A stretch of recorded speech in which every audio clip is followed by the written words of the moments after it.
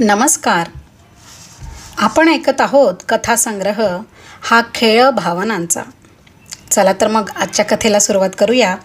कथेचं नाव आहे वास्तव. चल येतो मी. स्वप्नील बॅग उचलतच जुईला म्हणाला. Okay bye. जुईने निरोप देण्यासाठी हात हलवला, पण अचानक काहीतरी आठवून ती म्हणाली, अहो मी काय म्हणते, आज गंधे हॉलमध्ये कवी संमेलन आहे, जायचं का आपण संध्याकाळी? माझं जमेल असं वाटत नाही. तू जाऊन ये ना संध्या वहिनींसोबत. संध्या वहिनींना कुठे इंटरेस्ट आहे अशा कार्यक्रमात? कुठे सेल लागलेला असला की मात्र एका पायावर तयार. स्वप्नील हसला. बायकांना शॉपिंगशिवाय दुसरं काहीच सुचत नाही. सगळ्यात प्रिय छंद असतो तो त्यांचा. जुईने तोंड वेडं वाकडं केलं. स्वप्नीलने गाडी स्टार्ट केली आणि तो निघून गेला. जुई स्वतःशी चरफडली. मग तिने कुणी नाही आलं तरी कवी संमेलनाला उपस्थित राहण्याचा तिने निर्णय घेतला. जुईला लहानपणापासूनच कवितांचं वेड होतं. शाळेत असल्यापासून ती कविता लिहायची. अर्थात त्यावेळी निसर्ग हाच तिच्या कवितांचा विषय असायचा. कॉलेजमध्ये गेल्यावर ती मुक्त कविता लिहू लागली. निसर्ग कवितांची जागा आता सामाजिक कवितांनी घेतली होती. काव्य दर्पण नावाचं मासिक तिने सुरू केलं होतं. काही दिवसांनी सुधीर नावाचा एक देखणा तरुण त्या मासिकात कविता पाठवू लागला. त्याच्या काहीशा बंडखोर कविता जुईला फार आवडायच्या. त्या मासिकाच्या निमित्ताने सुधीरशी तिची ओळख झाली. भेटीगाठी होऊ लागल्या. हळूहळू कविमनाची जुई त्याच्या प्रेमात पडली. सुधीर देखणा असल्यामुळे अनेक मुली त्याच्यासाठी जीव टाकायच्या. पण जुई सुधीरवर प्रेम कविता लिहू लागली आणि तिचं प्रेम प्रकरण कॉलेजमध्ये गाजू लागलं. सिगारेट पीत असलेला सुधीर आणि त्याला खेटून उभी असलेली जुई हे दृश्य कॉलेजमध्ये कॉमन झालं होतं. सुधीर चेन स्मोकर होता. एका पाठोपाठ भकाभका सिगरेट प्यायचा आणि तो धूर जुईच्या तोंडावर सोडायचा. जुई त्या वासाने मग धुंद व्हायची. कधीतरी ती त्याला विचारायची, अरे का पितोस तू एवढा? सोडून दे ना. तेव्हा तो दमदार झुरका मारून धुरांची वलय बाहेर काढायचा आणि म्हणायचा, जमाने की हर फिक्र को धुए में उडाना मुझे अच्छा लगता है. त्याच्या या स्टाईलवर जुई अजूनच फिदा व्हायची. जुई BA पास झाली आणि तिने MAला ॲडमिशन घेतली. सुधीर मात्र नापास झाला. सुधीरला त्याचं फारसं काही दुःख झालं नाही. आता ही जोडी फुटेल असं सगळ्यांना वाटत होतं. मात्र जुईचं त्याच्यावरचं प्रेम तसूभरही कमी झालं नाही. जुईच्या घरून तिच्यासाठी आता स्थळं बघणं सुरू झालं. हे कळल्यावर जुई कासावीस झाली. सुधीरला भेटून तिने त्याला या गोष्टीची कल्पना दिली. त्याने तिला लवकरच तिच्या वडिलांना भेटण्याचं आश्वासन दिलं. एक दिवस स्वप्नीलचं चांगलं स्थळ सांगून आलं आणि स्वप्नील लवकरच तिला बघायला येणार आहे हे जुईला कळल्यावर मात्र तिने धीर धरून आईला सुधीरवरच्या प्रेमाची कल्पना दिली आणि करेन तर त्याच्याशीच लग्न करेन असंही सांगितलं. आईने ही गोष्ट मग तिच्या वडिलांच्या कानावर टाकली. जुईचे वडील मोकळ्या स्वभावाचे होते. मुलगा चांगला असेल तर आंतरजातीय विवाहालाही त्यांची आडकाठी नव्हती. शिवाय आजकालची मुलं जरा मनाविरुद्ध घडलं की आत्महत्या करायला मागे पुढे पाहत नाही याचीही त्यांच्या मनात भीती होतीच. त्यांनी जुईला सुधीरची माहिती विचारली, पण सुधीरचं नाव आणि तो सुंदर कविता लिहितो या पलीकडे जुईला त्याच्याबद्दल काहीही माहिती नव्हती. तरीही वडील म्हणाले, काही हरकत नाही, तू त्याला घरी घेऊन ये, मी विचारेन त्याला सर्व. जुईने मग सुधीरला कॉलेजमध्ये गाठलं. त्याला सर्व कल्पना देऊन वडिलांनी घरी बोलवल्याचं सांगितलं. पण सुधीरच्या चेहऱ्यावर फारशी काळजी दिसली नाही. उलट ते ऐकून सुधीर मोठमोठ्याने हसायला लागला.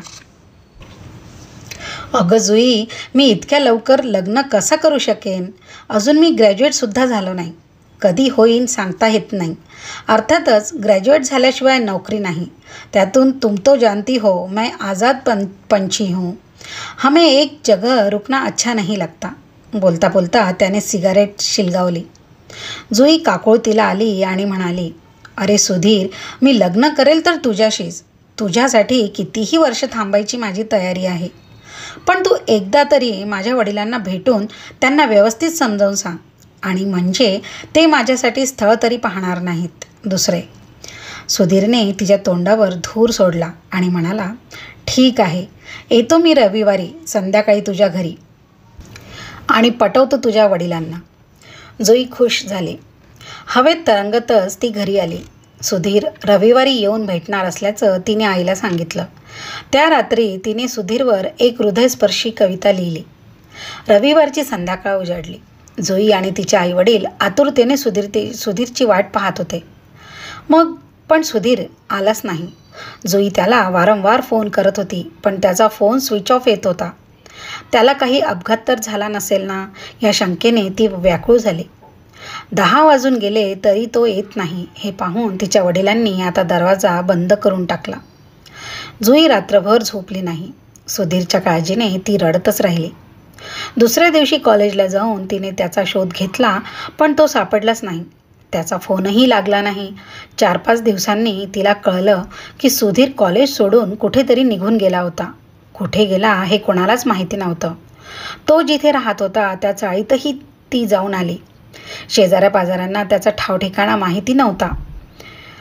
त्याचे आईवडील विदर्भातल्या कुठल्याशा एका खेड्यात राहत होते, पण त्या खेड्याचं नावही त्याला माहिती नाही. जुई आता हताश झाली. यथावकाश जुईचं स्वप्नीलशी लग्न झालं. गळ्यात मंगळसूत्र पडेपर्यंत जुई सुधीरचीच वाट बघत होती, पण सुधीर मात्र काही आला नाही. जुईचा नवरा स्वप्नील स्मार्ट असला तरी सुधीरसारखा देखणा नव्हता आणि मेकॅनिकल इंजिनियर असल्यामुळे त्याचा कवितांशी काही एक संबंध नसणार हे जुईने गृहीतच धरलं होतं. पण त्याची स्वतःची इंडस्ट्री होती. गावात 2 वर्कशॉप्स होते. मोठा बंगला होता. 2 4 व्हीलर होत्या. विशेष म्हणजे स्वप्नीलने ते स्वमेहनतीने कमावलं होतं. कोणत्याही मुलीच्या आईवडिलांना शेवटी काय हवं असतं? आपली मुलगी सुखात राहावी असंच त्यांना वाटतं. शिवाय इतक्या कर्तबगार मुलाला ते नाही म्हणूच शकत नव्हते. शेवटी इच्छा नसूनही जुई लग्नाला विरोध करू शकली नाही. त्यातून सुधीर असा पळून गेलेला. जुईकडे विरोधासाठी कोणतंच कारण नव्हतं. लग्नानंतर जुई शांत शांत राहायची. गरज पडेल तेव्हाच ती बोलायची. ती नाराज आहे की अशीच अबोल आहे हे स्वप्नीलला काही कळत नव्हतं. तिचं मन जिंकायचा तो आटोकाट प्रयत्न करायचा. पण जुईला हवा होता तिच्यासारखाच कवी मनाचा नवरा, आणि मेकॅनिकल इंजिनियर असलेला स्वप्नील कवी मनाचा असूच शकत नव्हता. आपल्या नाजूक भावना त्याला समजणार नाहीत असंच तिला वाटायचं. कविता लिहिलेल्या तिच्या वह्या ती माहेरी सोडून आली होती. आताही तिला कविता सुचायच्या, पण त्यात वीरभावना जास्त असायच्या. त्या कुठेतरी लिहून ठेवाव्या असं तिला वाटायचं. पण लिहिणार कुणासाठी? या घरात तर कुणाचा कवितेशी दूरचा संबंध नव्हता. शेवटी तिने कविता लिहिण्याचा नादच सोडला. वर्तमानपत्रातल्या कविता मात्र ती जरूर वाचायची. टीव्हीवर दिसणारी कवी संमेलनही ती आवर्जून बघायची. तिला कवितांचं वेड आहे हे यावरून घरात सगळ्यांना कळलं होतं. त्यामुळे कुठेही कवी संमेलन असलं की तिला तिथे जायला कोणीही अडवायचं नाही. अशा कवी संमेलनात तरी कधीतरी सुधीर तिथे भेटेल अशी वेडी आशा तिला असायची. तिच्या दुर्दैवाने आजपर्यंत तरी तो तिला भेटला नव्हता. लग्नाआधी तिने खूप कविता लिहिल्या आहेत हे मात्र जुईने कुणालाच सांगितलं नव्हतं. तिचं हे भांडं मात्र एकदा तिची मैत्रीण घरी आली तेव्हा फुटलं. एके दिवशी संध्याकाळी दारावरची बेल वाजली. जुईने दार उघडून पाहिलं तर तिची मैत्रीण अंजू उभी होती. दोघींनी एकमेकींना कडकडून मिठी मारली. जुई तिला प्रेमाने आत घेऊन गेली. अंजू, अगं फोन तर करायचास ना, मी तुला घ्यायला आले असते. जुईला तिचं अचानक येणं थोडं खटकलंच. अगं, मला तुला सरप्राईज द्यायचं होतं. मावशीकडून पत्ता घेतला आणि सरळ तुझ्याकडे आले बघ. पण जुई, तुझा बंगला फार सुंदर आहे गं, आणि किती एलिगंटली सजवलं आहे तुझं घर. वा, खूपच सुंदर. चॉईस तुझा की जिजूंचा? मी लग्न होऊन आले तेव्हापासून हे घर असंच आहे. अर्थातच या सगळ्या आयडियाज स्वप्नीलच्याच. तेवढ्याच स्वप्नील आला. जुईने दोघांची ओळख करून दिली. जेवणाच्या टेबलावर सगळे बसले असतानाच अंजू म्हणाली, जिजू, आमची कवी मैत्रीण तुम्हाला कविता वाचून दाखवते की नाही? जुई कविता करते? स्वप्नीलने आश्चर्यानं विचारलं. तिला कविता आवडतात हे मला माहिती होतं, पण ती स्वतः कविता करते हे माहिती नव्हतं. हो मग? अहो, कॉलेजमध्ये असताना ती काव्य दर्पण नावाचं मासिक चालवायची. त्यात तिच्याही कविता असायच्याच. मला तरी वाटतं 2-3 डायऱ्या सहज भरतील इतक्या तिच्या कविता होत्या. या कवितांनी. हो ना ग जुई? जुईने तिच्याकडे पाहून डोळे वटारले. अंजू सुधीरचा विषय तर काढणार नाही ना या विचाराने ती अस्वस्थ झाली. इतक्या काही चांगल्या नव्हत्या माझ्या कविता. शिवाय आपल्या घरात कुणालाच कवितांमध्ये इंटरेस्ट नाही, म्हणून मी कधी बोलले नाही त्याबद्दल. स्वप्नीलने काही विचारण्याच्या आतच जुईने स्पष्टीकरण देऊन टाकलं. स्वप्नील काही बोलला नाही, पण अंजूकडे बघून त्याने स्मित केलं. रात्री बेडरूममध्ये अंजूने जुईला विचारलं, सुधीरची आठवण तुला अजूनही येते का गं? हो गं. मुली आपलं पहिलं प्रेम कधीच विसरतात का अंजू, तूच सांग. पण जुई, तसा तुझा नवरा खूप चांगला आहे गं. सुधीरसारखा देखणा नसला तरी स्मार्ट आहे आणि जेंटलमॅन आहे. तो सुधीर कसला सिगरेटी ओढायचा, मला नाही आवडायचं त्याचं ते भकाभका धूर ओकणं. शी बाई, मला आवडायचं. काय स्टाईलने तो सिगारेट ओढायचा. खरा पुरुष वाटायचा तो. मला त्याच्या कविताही आवडत नसत. मला आवडायच्या जीवनातलं वास्तव असायचं त्याच्या कवितात. बोडख्याचं वास्तव. सगळ्या बिभत्स असायच्या त्याच्या कविता. तुला नाही समजायचं ते अंजू. कविता तुझा प्रांतच नाही आहे.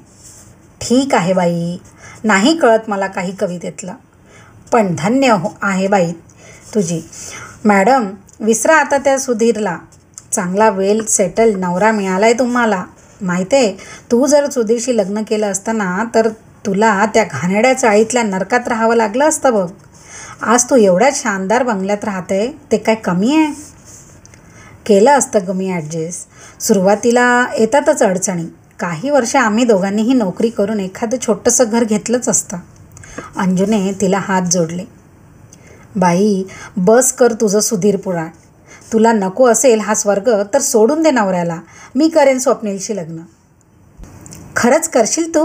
मला सुधीर भेटू दे, मग खुशाल कर, जुई आनंदाने म्हणाली. मुस्कटात मारीन मी आता. एवढा चांगला नवरा सोडला आणि त्या धुराड्याच्या आठवणीने कुडते. आणि आता त्या सुधीरची तारीफ करून माझं डोकं पिकवू नकोस हां. चल झोप मुकाट्याने, अंजू संतापून म्हणाली. दुसऱ्या दिवशी ती गेली तेव्हा जुईला बरं वाटलं, कारण ती सारखी स्वप्नीलची तारीफ करत होती. तुलना करताना ती चुकून सर्वांसमोर सुधीरचा उल्लेख तर करणार नाही ना या भीतीने जुईचा जीव टांगलेला लागला होता. 7 जानेवारीची ती सकाळ उजाडली. आज जुईचा वाढदिवस होता. उठल्यापासून स्वप्नीलशी तिचं 2-3दा बोलणं झालं, पण त्याने तिला वाढदिवसाच्या शुभेच्छा दिल्याच नाहीत.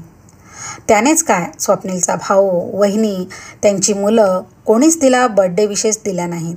तिच्या प्रेम प्रकरणाबद्दल त्यांना कळलं तर नाही या विचाराने ती धास्तावली. स्वप्नील आणि त्याचा भाऊ दोघंही फॅक्टरीत निघून गेले. थोड्या वेळाने तिच्या मित्रमैत्रिणींचे फोन यायला लागले. तिला फोनवर बोलताना तिच्या जाऊने 2-3दा बघितलं, पण तिने कसलीही उत्सुकता दाखवली नाही. दुपारची जेवणं होऊन गेली आणि तिच्या लक्षात आलं की तिचे आईवडील, बहीण, मेव्हणे यांनी कोणीही तिला फोन केला नव्हता.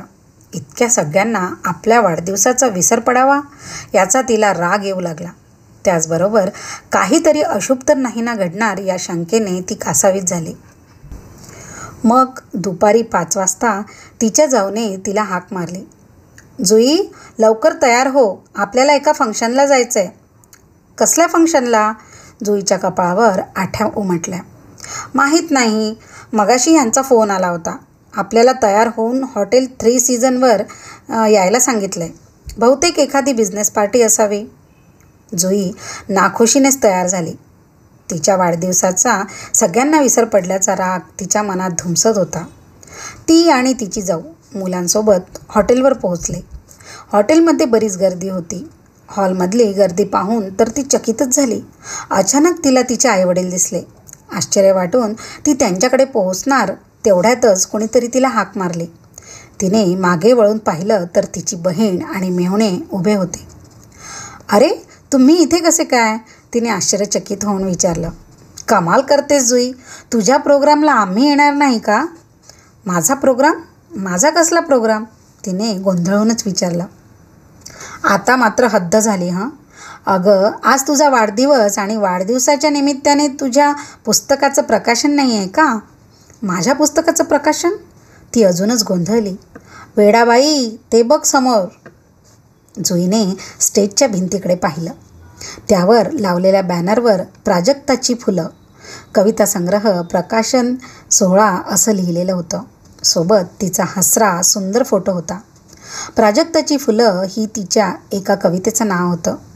डोळे फाडून ती त्याकडे पाहत असतानाच तिचे आईवडील तिथे आले. तिच्या आईने तिला मिठी मारली. खूप खूप अभिनंदन बेटा, आज तुझं स्वप्न पूर्ण झालं. आई, पण मला याची काहीच कल्पना नाही आहे. हे तुम्ही काय करताय? अगं वेडे, तुझ्या नवऱ्याशिवाय कोण करणार आहे हे? तिचे मेवणे म्हणाले. काय? स्वप्नील करतायत हे सगळं? पण यांनी हे सगळं मला कळू न देता केलंच कसं?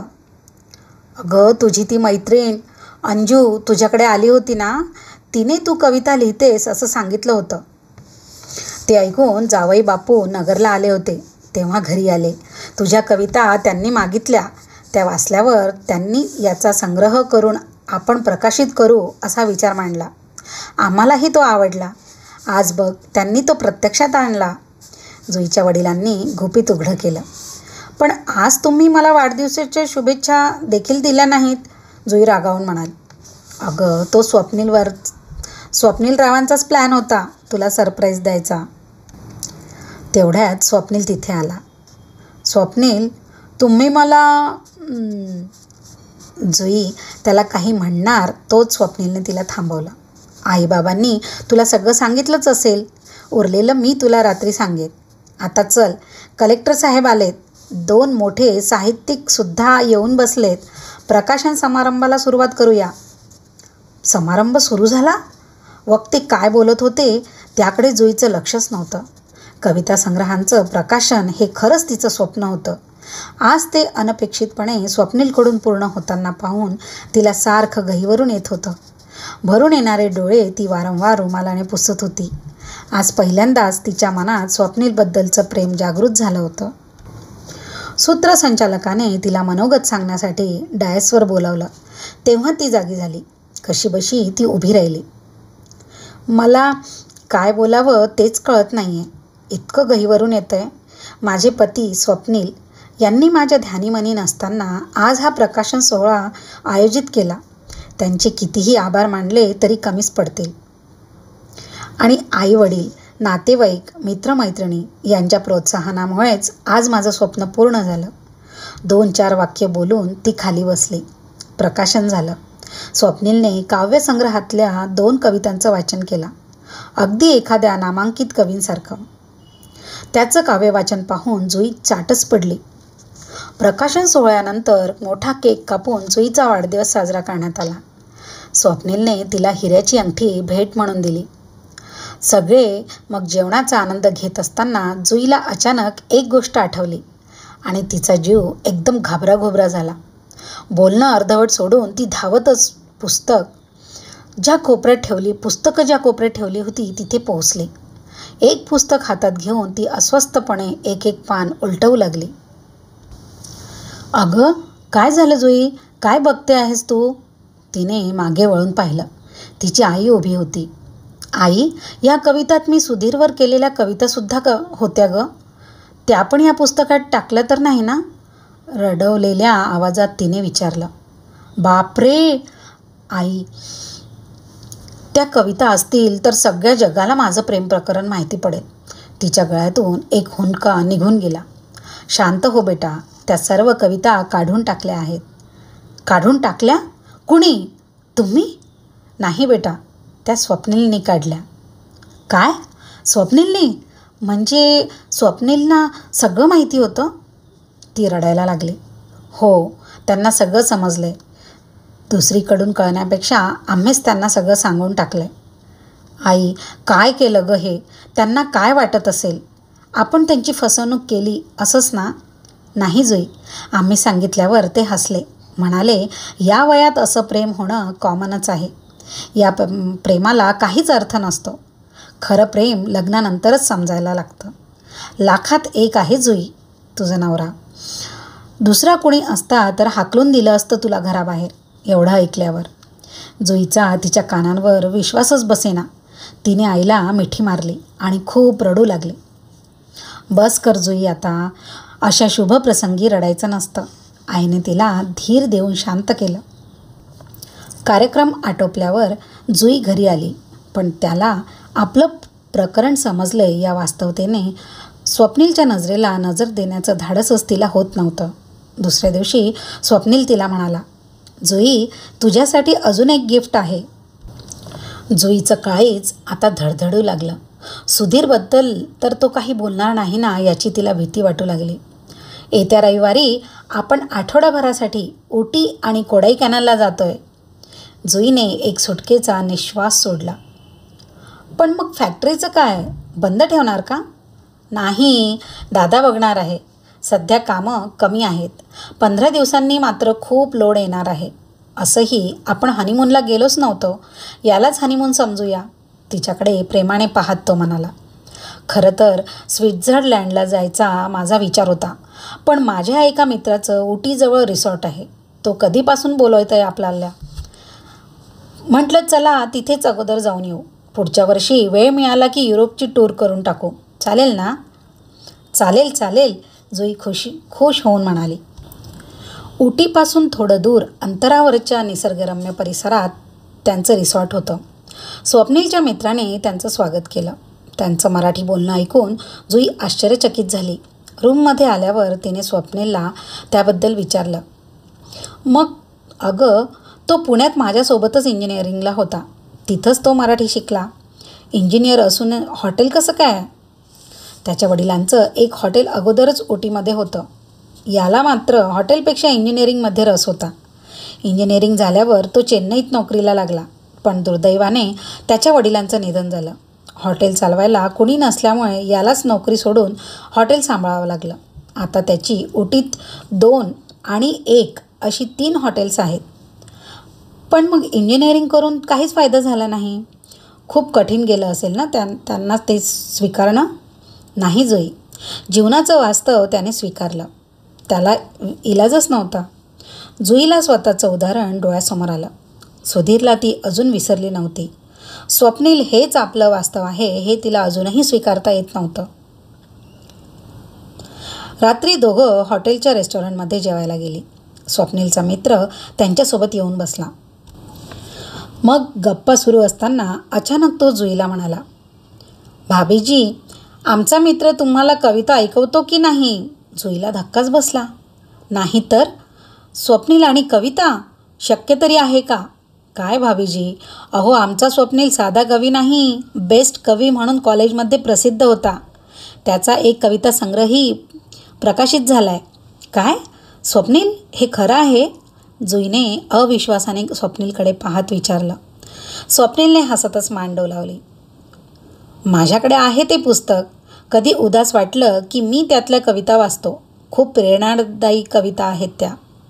वाचल्या की लगेच छान वाटायला लागतं. थांबा, मी आणून दाखवतो. तो लगेच त्याच्या खोलीत जाऊन ते पुस्तक घेऊन आला. जुईने ते पुस्तक थरथरत्या हाताने घेतलं. थोडंसं जुनं असलं तरी ते सुबक पुस्तक होतं. आमच्या एका प्राध्यापकांना माझ्या गॅदरिंगमध्ये वाचलेल्या कविता खूप आवडल्या. त्यांनी स्वखर्चाने ते छापून प्रकाशित केलं, स्वप्नीलने सांगितलं. जुईचा अजून विश्वासच बसत नव्हता. तिने एक पान उलटून पहिली कविता वाचली. काय सुंदर होती ती कविता. जुई, नंतर वाच ना. आपण अगोदर जेवून घेऊ. मला खूप भूक लागली. जुईने पुस्तक बंद केलं. भाभीजी, ते पुस्तक वाचून मला परत करा बरं का. त्याची एकच कॉपी आहे माझ्याकडे, मित्र हसून म्हणाला आणि तिथून उठला. रात्री 1 वाजेपर्यंत जुई त्या कविता वाचत होती. वाचून झाल्यावर भरून आलेले डोळे तिने पुसले. सुधीरच्या ज्या कवितांसाठी ती वेडी झाली होती त्या कविता तिला आठवल्या. स्वप्नीलच्या उच्च दर्जाच्या कवितांपुढे त्या तिला भिकार वाटल्या. जीवनाचं वास्तव सुधीरसारखंच स्वप्नीलनेही मांडलं होतं, पण त्यात सुधीरच्या कवितांसारखा बिभत्सपणा नव्हता. सुधीरच्या कविता मेंदूला झिंझण्या आणायच्या. स्वप्नीलच्या कविता हृदयाला भिडत होत्या, काळजात घर करत होत्या. त्या कवितात एक प्रकारची सकारात्मकता होती. निराश झालेल्या मनाला आशेचा किरण दाखवण्याचं सामर्थ्य त्या कवितांमध्ये होतं. नंतर गाढ झोपलेल्या स्वप्नीलकडे तिनं पाहिलं. मशीन्स, लोखंडाच्या भावनाहीन जगात रममाण करणारा हा माणूस, ज्याला ती दगडाच्या काळजाची समजायची, इतका उच्च दर्जाचा कवी निघावा याचं तिला राहून राहून नवल वाटत होतं. दुसऱ्या दिवशी संध्याकाळी रिसॉर्ट समोरच्या तलावाच्या काठावर दोघं बसलेले असताना जुई स्वप्नीलला म्हणाली, स्वप्नील, तुम्ही कविता करायच्यात हे मला का नाही सांगितलं? काल मी तुमच्या कविता वाचल्या, फारच सुरेख आहेत. तुमच्यात एवढी प्रतिभा असताना तुम्ही नंतर कविता लिहिणं बंद का केलं? स्वप्नीलने एक छोटा खडा उचलून पाण्यात फेकला आणि म्हणाला, माणसाचं आयुष्य त्याला कुठे नेईल काहीच सांगता येत नाही जुई. शाळेत असल्यापासून मला वाचनाची, कवितांची आवड होती. मोठा लेखक व्हायचं माझं स्वप्न होतं. माझे वडील एका वेल्डिंग वर्कशॉपमध्ये कामाला होते. कमाई तुटपुंजी. अर्थातच आमचं बालपण फार गरिबीत गेलं. आई इकडची तिकडची कामं करून संसाराला हातभार लावायची. एक दिवस वडिलांचा मालक वारला आणि ते वर्कशॉप वडिलांच्या ताब्यात आलं. वडील फारसे शिकलेले नव्हते. जी कामं चालून यायची ती ते करायचे. मालक झाल्यामुळे थोडा पैसा यायला लागला, पण तेवढ्यात माझ्या आईला कॅन्सर झाला. येणारा पैसा औषधोपचारात जाऊ लागला. आईच्या आजारामुळे वडिलांना वर्कशॉपमध्ये लक्ष देता येईना, म्हणून मोठ्या भावाची 10वी झाल्याबरोबर वडिलांनी त्याला वर्कशॉपमध्ये अडकवून ठेवलं. मी मात्र मेकॅनिकल इंजिनियर व्हावं असं वडिलांची इच्छा होती. मला तर इंजिनिअरिंगमध्ये जराही रस नव्हता. मी सायन्समध्ये 12वी पास होऊनही आर्ट्स कॉलेजला ॲडमिशन घ्यायला निघालो होतो. पण त्याचवेळी माझी आई वारली. मरताना तिने माझ्याकडून वडिलांचं स्वप्न पूर्ण करण्याचं माझ्याकडून वचन घेतलं.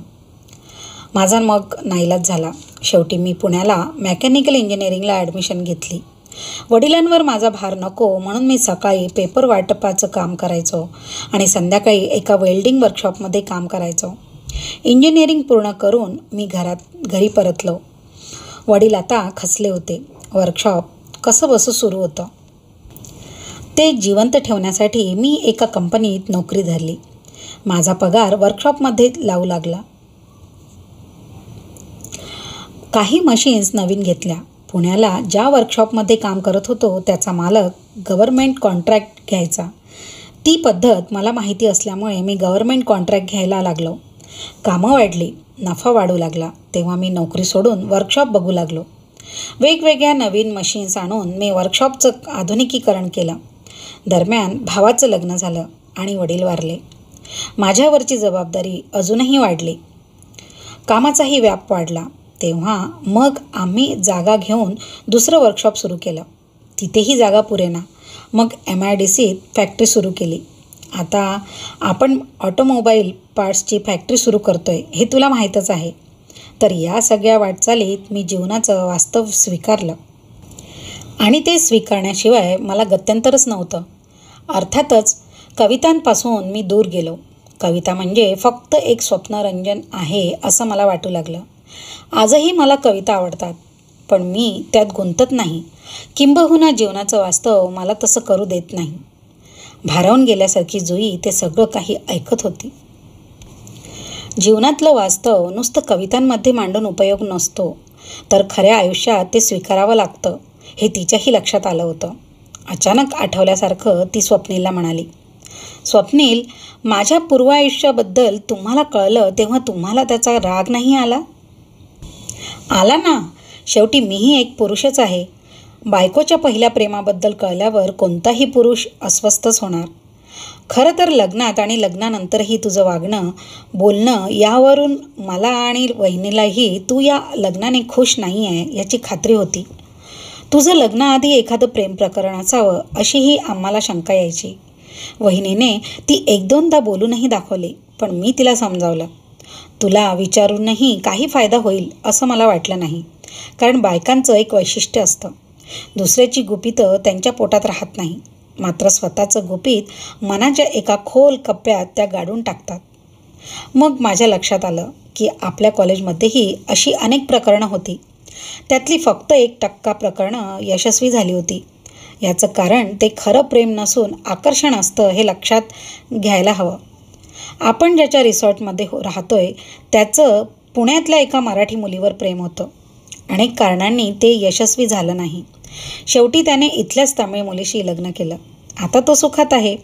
परिस्थितीशी, वास्तवाशी त्याला तडजोड करावीच लागली. अशी तडजोड तूही करशील याची मला खात्री होती. म्हणून आलेला राग मी विसरून गेलो. जुईला खूप काही बोलायचं होतं, पण स्वप्नीलच्या मनाचा मोठेपणा पाहून तिला गहिवरून आलं होतं. त्यात तिला बोलताच आलं नाही. चल निघायचं, अंधार पडायला लागलाय, त्याने विचारलं. तिने मान डोलावली. त्या अंधारात तिचे भरलेले डोळे त्याला दिसले नाहीत. घरी परतल्यावर 2च दिवसांनी जुईला एका अनोळखी नंबरवरून फोन आला. हॅलो जुई, मी सुधीर बोलतोय. जुई दचकली. तिच्या हातून फोन पडता पडता वाचला. काय गं, दचकलीस वाटतं, तो मोठ्याने हसला. हो, मी तुझा सुधीर बोलतोय. कशी आहेस? मी ठीक आहे. आजूबाजूला कोणी नसल्याची खात्री करून ती बोलली. अगं, भेटायचंय तुला, कधी भेटशील? सुधीर, तुला माहिती आहे माझं आता लग्न झालं आहे. आपल्याला आता भेटता येणार नाही. कवी संमेलनात तर भेटू शकशील ना? येत्या रविवारी तुमच्या शहरात कवी संमेलन आहे. मी तर आहेच त्यात, पण तुझंही नाव दिलं आहे. तुझ्या 2-3 कविता तयार ठेव. अशी संधी पुन्हा पुन्हा येत नाही. जुईला काय बोलावं तेच कळेना. सुधीरला भेटायची तिला उत्सुकता तर होतीच, शिवाय कवी संमेलनात कविता सादर करायची संधीही तिला मिळणार होती. शेवटी तिने निर्णय घेतला.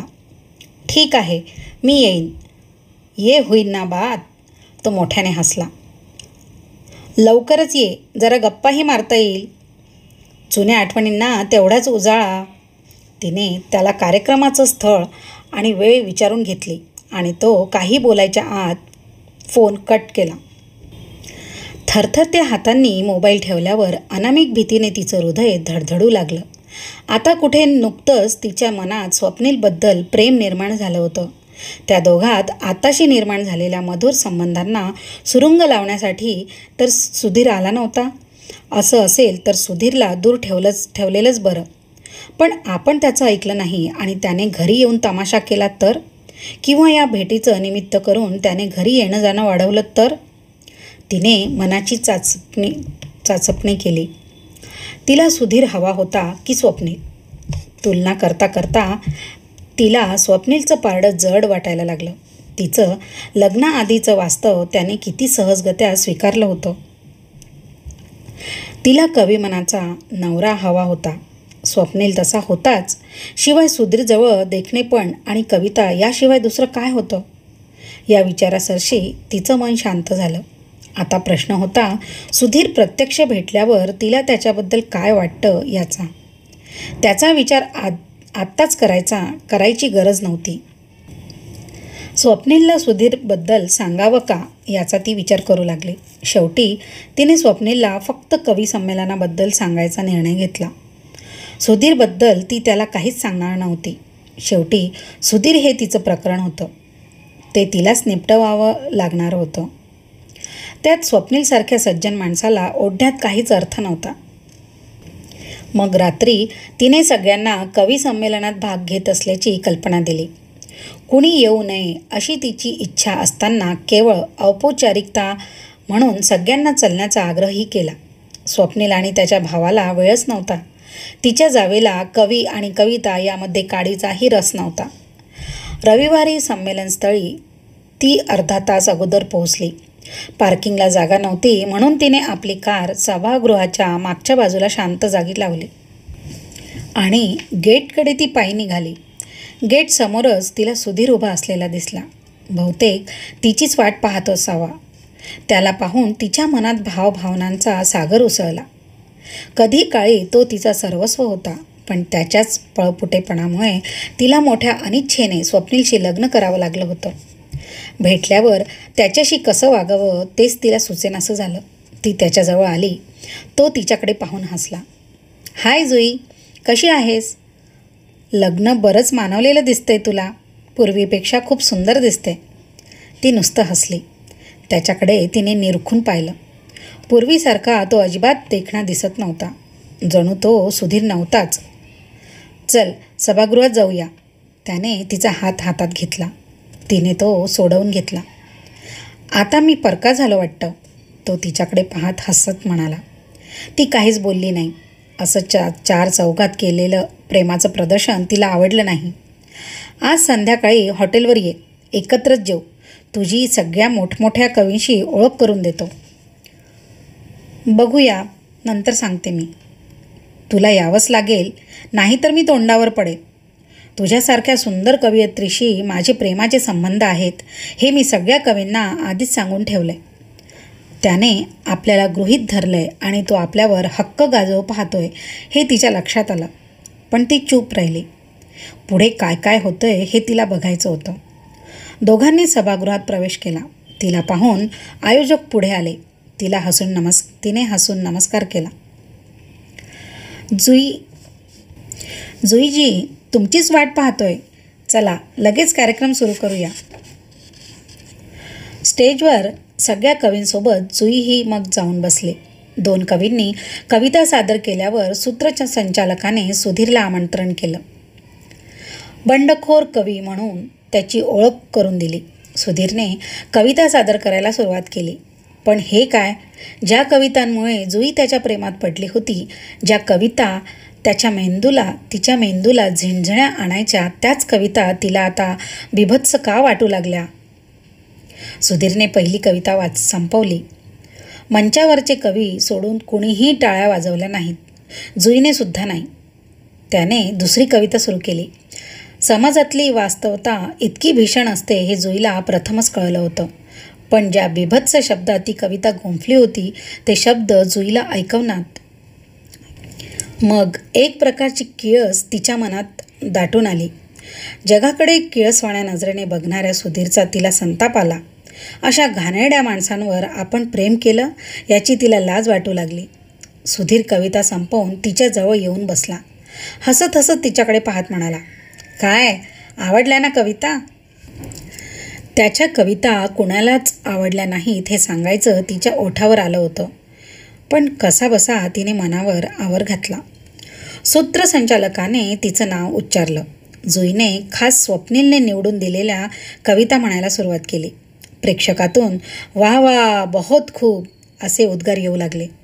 कविता संपल्यावर खूप टाळ्या वाजल्या. कविता संपवून जुई आयोजकांकडे गेली.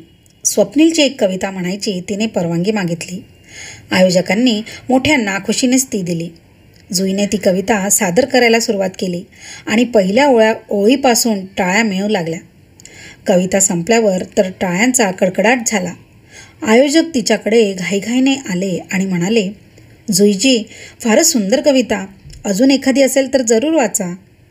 जुईने मग आनंदाने पर्समधून स्वप्नीलच्या कवितांचं पुस्तक काढलं आणि आणखी एक कविता सादर केली. यावेळी तर जास्तच टाळ्यांचा कडकडाट झाला. सूत्रसंचालकांनी माईक हातात घेतला आणि म्हणाले, जुईजी, तुमचे पती इतके चांगले कवी आहेत तर तुम्ही त्यांना का नाही आणलात? ठीक आहे, पुढच्या कवी संमेलनात त्यांना जरूर घेऊन या. ती तिच्या खुर्चीत जाऊन बसली.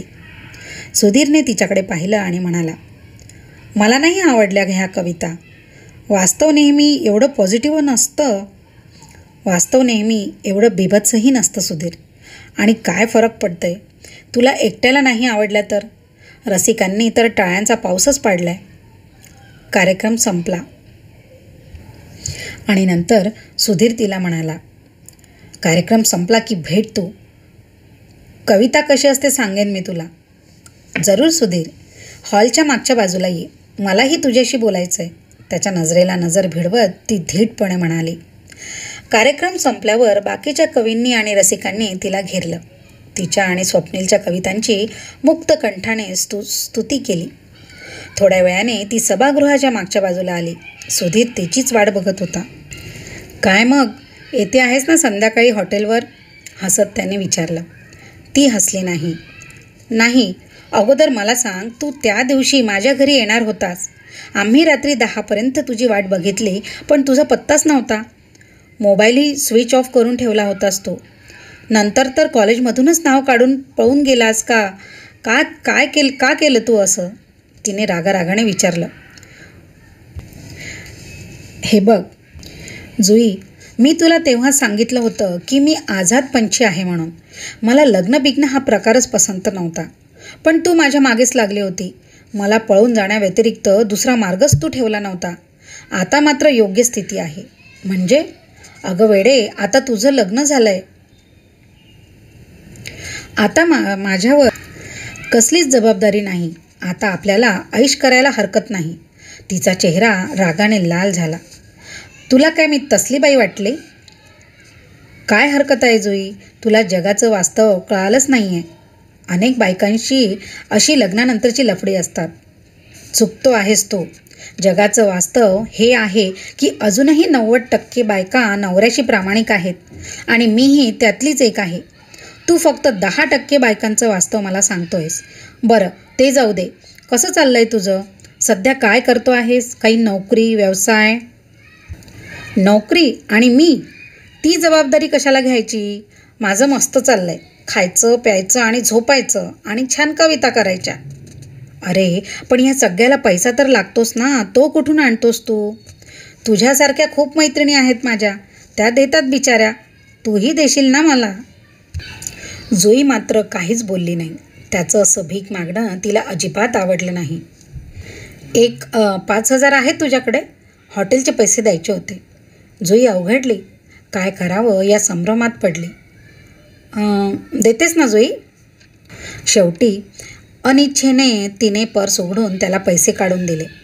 थँक्स. अशीच वेळोवेळी मदत करत जा. तुझा नवरा इंडस्ट्रियलिस्ट आहे असं ऐकतो. तो हसत म्हणाला. त्याच्याकडे दुर्लक्ष करून ती म्हणाली, चल मी निघू आता, बराच उशीर झालाय. त्याच्या उत्तराची वाट न पाहता ती निघाली. तो तिच्या पाठोपाठ निघाला. ती तिच्या कारजवळ आली. तिची चकचकीत कार पाहून त्याचे डोळे चमकले. 1 मिनिट जुई. दार उघडता उघडता जुई थबकली. तुझ्या नवऱ्याला माहिती आहे का गं आपल्या प्रेम प्रकरणाबद्दल? का रे? नाही म्हणजे त्याला कळलं तर हाकलून द्यायचा तो तुला. शेवटी मोठा उद्योजक आहे तो. नाचक्की होणार नाही का त्याची? रागाने तिच्या भुवया वर गेला. कोण सांगणार त्याला त्याबद्दल? समजा मीच सांगितलं तर? तू का सांगशील त्याला? नाही सांगणार. तू मला 1 लाख दिले तर नाही सांगणार. शेवटी मलाही पोटापाण्याचं बघावंच लागतं की. हे तर सरळ सरळ ब्लॅकमेलिंग होतं. इतके पैसे घेऊन फिरत नाही मी. अगं काय जुई, त्यासाठी पैसे कशाला हवेत? अगं तुझ्याकडे मोबाईल आहे ना, मी तुला अकाउंट नंबर देतो. पेटीएमवरून ट्रान्सफर करून टाक लवकर. तिने गाडीचा दरवाजा बंद केला. त्याच्या जवळ आली आणि फाडकन तिने त्याच्या मुस्कटात ठेवून दिली. थप्पड इतकी जोरदार होती की तो भेलकांडला. हा घे, माझ्या नवऱ्याचा मोबाईल नंबर घे आणि सांग त्याला. तुला जे काही सांगायचं ते सांग. अरे तू काय सांगशील? तुझ्या अगोदर मीच त्याला सगळं सांगून टाकलंय. स्वतःला वास्तववादी कवी म्हणतोस. हे आहे का तुझं वास्तव? निष्पाप मुलींना प्रेमात फसवायचं आणि त्यांना ब्लॅकमेलिंग करून असे पैसे उकळायचे. वास्तवापासून दूर पळणारा 1 नंबरचा पळपुटे आहेस तू. तुझ्यापेक्षा माझा नवरा चांगला कवी आहे, पण असा कविता करून पोरींना फसवत नाही. कविता करत असतानाही त्याने जीवनातलं वास्तव ओळखलं, जबाबदारी स्वीकारली. स्वतःच्या कुटुंबाला गरिबीकडून श्रीमंताकडे नेलं. अनेक जणांना रोजगार मिळवून दिला. अनेक जणांचा तो आज आधारस्तंभ आहे. आणि तू काय केलंस? अनेक मुलींना नादी लावलंस. त्यांचे संसारही तू बर्बाद केले असशील. तुझ्यासारखे 10% लोक आज जाती धर्मात आगी लावण्याचं काम करतायत. वास्तवतेच्या नावावर अनाचार वाढवण्याव्यतिरिक्त तुम्ही दुसरं केलं तरी काय? आज माझ्या संसाराला आग लावायला तू निघाला होतास. लाज वाटते तुला? तुझ्यासारख्या घाणेरड्या माणसावर मी प्रेम केल्याची मलाच माझी लाज वाटते. ती थांबली तशी सुधीरने थरथरत्या हाताने सिगारेट पेटवली. 1 झुरका घेऊन त्याने धूर तिच्या तोंडावर सोडला. तिने तो हाताने झटकून टाकला. बस कर तुझी नाटकं आताही. आता मी पूर्वीची जुई राहिलेली नाही. त्याच्याकडे रागाने बघत ती कारकडे वळली. अचानक काहीतरी आठवून म्हणाली, आणि हो, तुला सांगून ठेवते, यापुढे पुन्हा मला भेटायचा आणि मला फोन करायचा प्रयत्न देखील करू नकोस. माझ्या नवऱ्याला भडकवायला तू खुशाल जाऊ शकतोस. मला खात्री आहे तो तुला धक्के मारून बाहेर काढेल, नाहीतर पोलिसांच्या हवाली करेन. गाडीत बसून तिने गाडी स्टार्ट केली. वळण घेताना तिला सुधीर ठसका बसून मोठमोठ्याने खोकलताना दिसला. त्याला ऐकू जाईल अशा मोठ्या आवाजात ती म्हणाली, मर मेल्या, असाच खोकत, तुझी लायकीच ती आहे. मुख्य रस्त्यावर ती येताच मोबाईलवर मेसेज आला. सुधीरने आता काही नवीन चावटपणा तर केला नाही ना, या भीतीने तिने गाडी रस्त्याच्या कडेला घेतली. मोबाईल पाहिला तर त्यावर स्वप्नीलचा मेसेज होता. कसं झालं कवी संमेलन? तुझ्या कविता आवडल्या की नाही? तिच्या चेहऱ्यावर हसू पसरलं. तिने रिप्लाय दिला, माझ्या कविता तर आवडल्याच, पण तुमच्या कवितांना लोकांनी अक्षरशः डोक्यावर घेतलं. पुढच्या कवी संमेलनाचं तुम्हाला आतापासूनच खास निमंत्रण आहे. आणि हो Swapnil, I love you from my bottom of my heart. असे मॅसेज पाठवून तिने त्याचा DPवरचा फोटो झूम केला. त्याचा हसरा चेहरा पाहून तिला एकदम भडभडून आलं आणि मग स्टिअरिंगवर डोकं ठेवून ती रडू लागली.